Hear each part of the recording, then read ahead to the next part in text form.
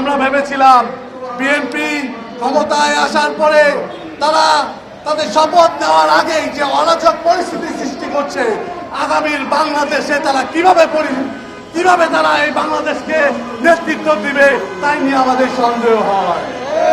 সারা বাংলাদেশের প্রান্তরে প্রান্তরে বিভিন্ন জায়গায় সাধারণ নাগরিকদের উপর আক্রমণ করা হয়েছে। আপনারা দেখেছেন বিএনপি এই বিগত 2 দিনে অসংখ্য জায়গায় মানুষের উপর নির্যাতন চালিয়েছে। ময়মনসিংহের হালুয়াহাট, বাগেরহাটে, মুন্সিগঞ্জ এবং সর্বশেষ রাজশাহীতে 4টি খুনের ঘটনা ঘটেছে। এবং একই সাথে ফেনীতে আপনারা লক্ষ্য করেছেন একজন জামাত নেতা দুলাল ভাইয়ের উপর আক্রমণ করার পর তার মা স্ট্রোক করে ইন্তেকাল করেছেন।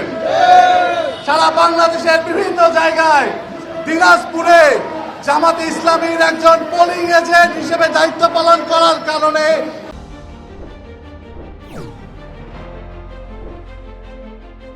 তার বাবার উপর আক্রমণ করা হয়েছে।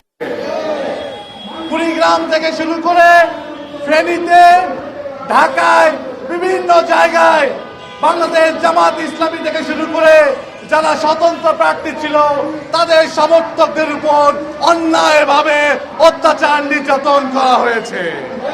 আমরা দেখেছি ঢাকা বিশ্ববিদ্যালয়ের বিভিন্ন শিক্ষার্থীদের উপর তাদের পরিবারের উপর হামলা হয়েছে। অনেক জায়গায় বিভিন্ন লোকজনের জমি আত্মসাৎ করে গাছপালা কেটে নেওয়ার ঘটনাও ঘটেছে। আমরা বলতে চাই, আমরা ভেবেছিলাম বিএনপি ক্ষমতায় আসার পরে তারা তাদের শপথ নেওয়ার আগেই যে অরাজক পরিস্থিতি সৃষ্টি করছে, আগামীর বাংলাদেশে তারা কিভাবে তারা এই বাংলাদেশকে নেতৃত্ব দিবে তাই নিয়ে আমাদের সন্দেহ হয়। বিগত ইন্টারিমের সময় আমরা দেখেছি 200-র অধিক মানুষকে হত্যা করা হয়েছে। 64টি ধর্ষণের ঘটনা ঘটেছিল ইন্টারিমের সময়।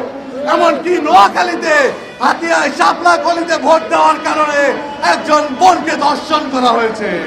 সেই বোনটি নিজে স্টেটমেন্ট দেওয়ার পরেও এই ঘটনাকে ভিন্ন খাতে পরিণত করার জন্য পুলিশ থেকে শুরু করে মিডিয়ার মাধ্যমে চক্রান্ত করে এই ঘটনাকে বিভিন্ন খাতে প্রবাহিত করার চক্রান্ত চলছে। আমরা স্পষ্ট করে বলতে চাই, নতুন করে বাংলাদেশকে যদি কেউ ফ্যাসিবাদ কায়েম করতে চায়, নতুন করে কেউ যদি আইএমএ জাহিলিয়াতের মতো অবস্থা তৈরি করতে চায়, সারা বাংলাদেশের মানুষ আপনাদের বিরুদ্ধে কোনো প্রতিরোধ গড়ে তুলবে ইনশাআল্লাহ।